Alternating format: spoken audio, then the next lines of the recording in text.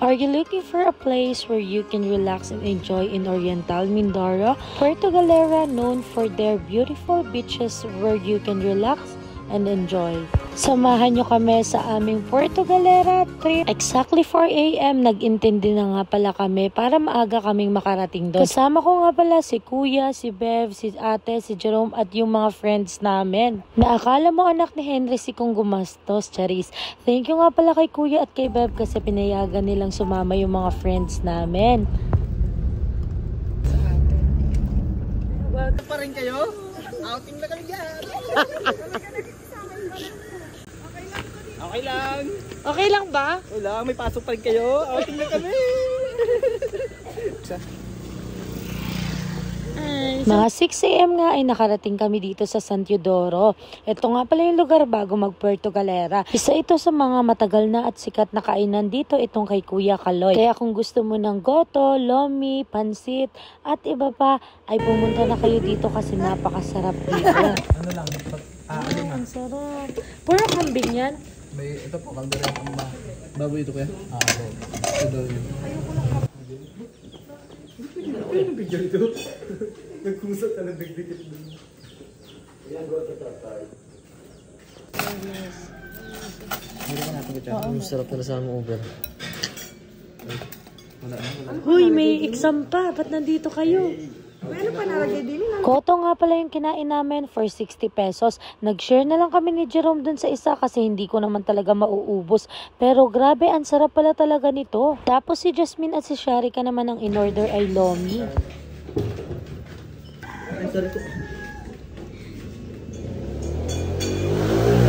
After namin kumain ay nag-decide na rin kami pumunta ng Puerto Galera para nga maaga kami makarating doon. Hi Sharika! Sharika! Hi Sharika!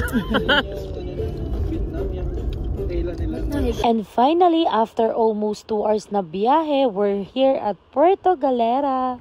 May babayaran nga palang environmental fee kung hindi ka taga Mindoro. Buti na lang taga Mindoro kami kaya wala kaming binayaran. Dumaan na rin kami dito syempre sa falls. Hindi mawawala yan kung pupunta ka dito sa Puerto Galera ay dapat talaga daanan nyo ito kasi nga napakagandang mag-picture dito. Sobrang ganda talaga ng falls nito at hindi nakakasawang pagmasdan. Meron din nga pala kayo dito ang pwedeng pagpicturean na welcome to Puerto Galera. And sa kabilang kalsada naman sa baba nito pwede kayong mag-swimming. Fresh yung tubig dito kasi galing din sa falls. And habang yung iba naman ay busy sa pagpapicture. Maaga nga pala kaming dumating dito kaya wala naman masyadong tao. Pero guys, sobrang dami nagpapapicture dito. After namin dito ay dumaan na rin kami dito sa tinatawag nila na Virgin Island. Pero saglit lang kami kasi pinicturean ko lang si Kuya at si Veb. Tapos nag-decide na rin kaming pumunta sa hotel kasi medyo pagod na kami sa biyahe. Pero bago kami mag-check-in sa hotel ay naisipin na rin namin daanan itong Muelle Port or Muelle Cultural Heritage Park. Huwag nyo akong i-bash kung mali yung pronunciation ko. Hindi ko kasi alam. Quick story lang guys. Kahit matagal ako nagtrabaho dito sa Puerto Galera ay talagang hindi ako nakakapasyal sa iba't ibang lugar dito. And kung kailan hindi na ako nagtatrabaho dito, dun ko na-appreciate lalo ang Puerto Galera kasi nakakapasyal na ako dito. Dati kasi puro trabaho lang ang ginagawa ako dito. And wala pa nga pala dati itong Muelle Heritage Park na to. Kasi dati is Muelle Port lang ito and hindi pa ganito kaganda. Uy, Jeb! Ay, mukha ko na naman. Kanina ako. Ano? Lugar? Outing lugar? May klase kayo? Exam pa kayo? Uy! Ano? Lugar? Ano? Ito? Exam kayo, Gar?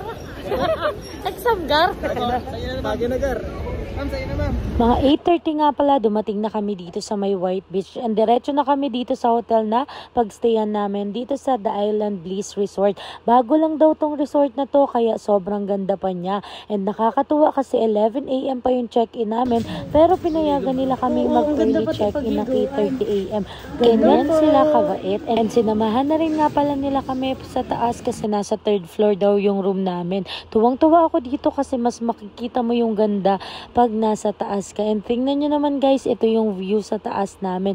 And ito yung nabook namin na room for 4,500 pesos. Ito, good for 5 persons na siya. And sulit na yun kasi nga may pool.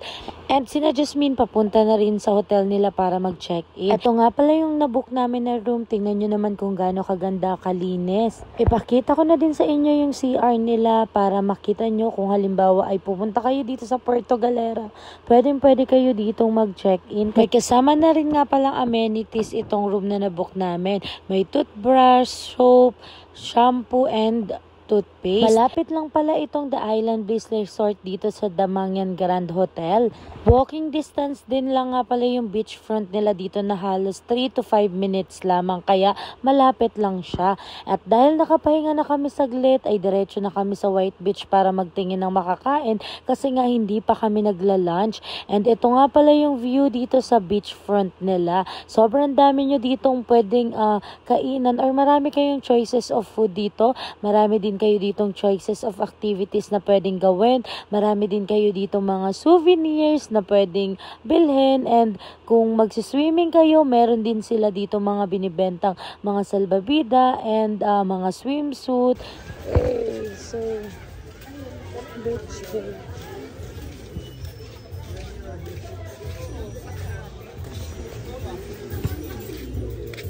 And hi, friend. 160 lang ang tulog natin. Hindi na kayo habang dito. Mukha ba kaming pagsilog lang?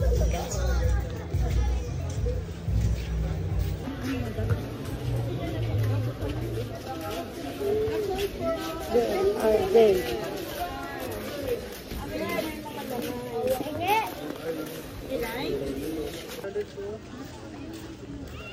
Sa sobrang daming choices ng makakainan dito ay talagang ang hirap mamili. Kaya naman hinanap na lamang namin yung 5 para sumabay sa kanila ng pagkain. Dito na rin kami kumain sa may tabi ng Chooks to Go kasi parang masarap ang chicken. And nakita namin itong 5 kumakain na. Hi guys! Gutom na kami. Siyempre. Sarap! Sarap yan! Sobrang dami din pagpipilian dito sa may tabi ng Chooks to Go. Pero pinili na lang namin yung ganun sa kinakain nila. Siyempre, gaya charis. Ito nga pala yung manok at saka yung sisig. After namin kumain ay pabalik na sana kami dun sa hotel. Kaso nga lang may nadaanan kami dito nag-ice cream. Kaya naman napabili na rin kami kasi nga sobrang tindi ng init. Sarap na sarap kami ni Jerome dyan sa ice cream na yan. Ewan ba, may kakaibang lasa. Nagpahinga lang ulit kami saglit sa room and then naisipan namin ni Jerome mag-swimming kasi sobrang init nga. And syempre, hindi mawawala yung pag-flex namin ng mga product na dala namin na free sample from TikTok. Syempre, kasama sa gala yun.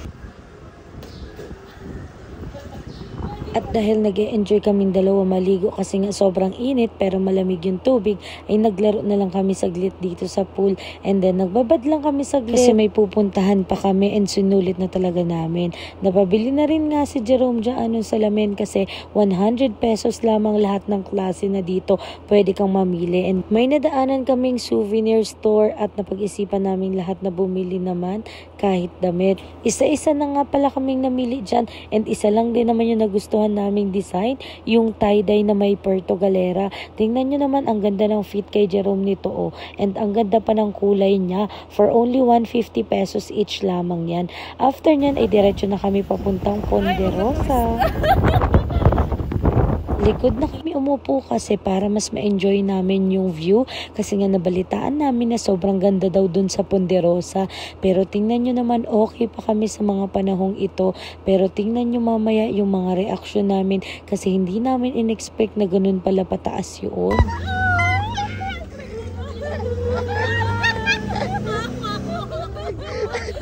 Nalaglag ako.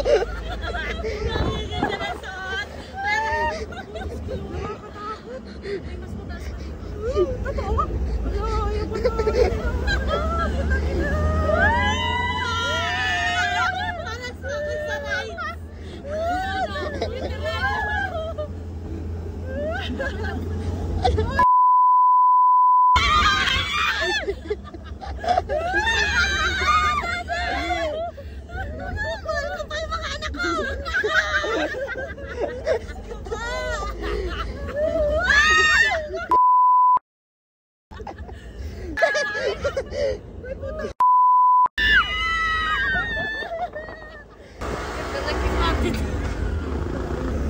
Maigat mo ako natulog na lang.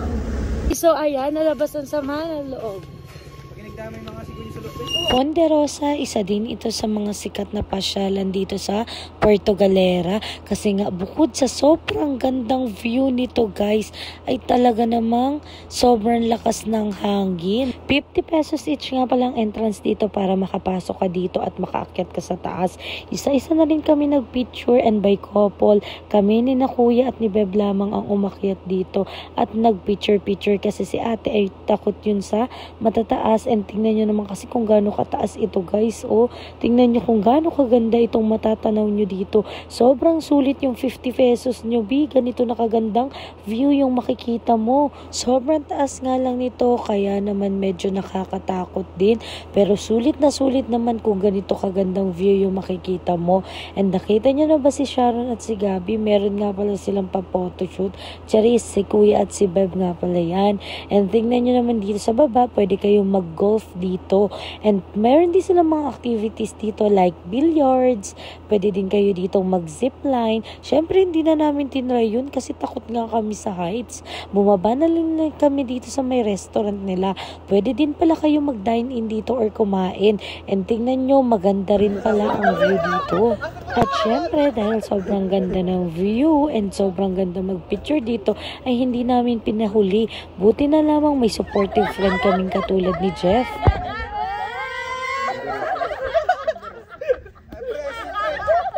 Sobrang saya namin dyan. Tingnan nyo naman kasi may pa-human drone kami. And after nyan ay nag-decide sila kuya mag-billiard naman sila muna. 30 pesos nga pala yung binayaran nila dito per game. So nakadalawang game sila kaya 60 pesos. Dun sa baba. Dun sa kabilang side. Ay! Mama sila oh, panis! Hey! Pabalik na nga pala kami niyan sa sasakyan and nangalay ako kaya nagpabuhat na ako. Ay, ang arte! Akala mo naman sobrang layo ng nilakad ay sobrang lapit lang naman. Nag-iinarte lang. Kung may sasakyan nga pala kayo ay ipapark nyo dito ay 50 pesos yung babayaran nyo. Hindi yun kita wari dito. Siyempre, kakalakad namin ay nagutom kami. Kaya may nadaanan kami dito sa bayan na kainan na mura lamang pero masarap. Ayan yung mga order namin ni Jerome and sila nakabukod yung order nila. At syempre, kakatapos lamang namin kumain dyan, ay diretso na rin ulit kami dito sa hotel na pinag-check-in na namin sa The Island Bliss Resort. Tingnan nyo naman sayang-saya ang mga person kasi na-enjoy namin kahit kakaunti kami.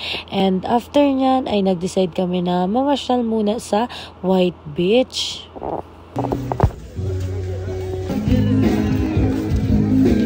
Ay! Ay!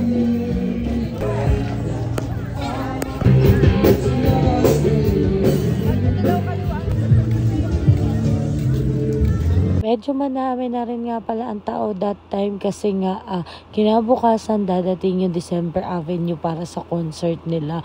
Guys, palambing naman kung hindi ka pa nakaka-follow sa ating Facebook page, makiki-follow naman. Kung gusto mo rin bumili ng mga souvenirs ay marami din sila dito. Talagang ikaw na yung mapapagod kakaikot dito kasi sobrang daming tindahan ng mga souvenirs dito. After namin maglakad-lakad ay bumalik na kami dito sa hotel na pinag-i-stayan namin and tumambay dito sina Sharika, sina Jasmine.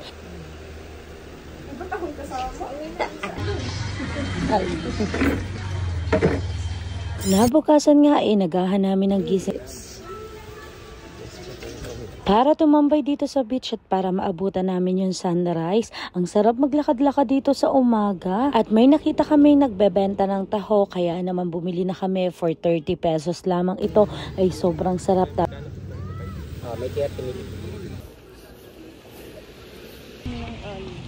Sana tumaob. Ay, ayaw ko na doon. Para mas malala pa rin sa... Sabay ki. Kaya kung naghahanap kayo ng place kung saan marerelax kayo, ay pumunta na kayo dito sa Puerto Galera. Kasi isa ito sa mga marirecommend ko, and lalo na magsa-summer ay perfect na perfect dito. Pang couple, pang single, family, depende sa inyo.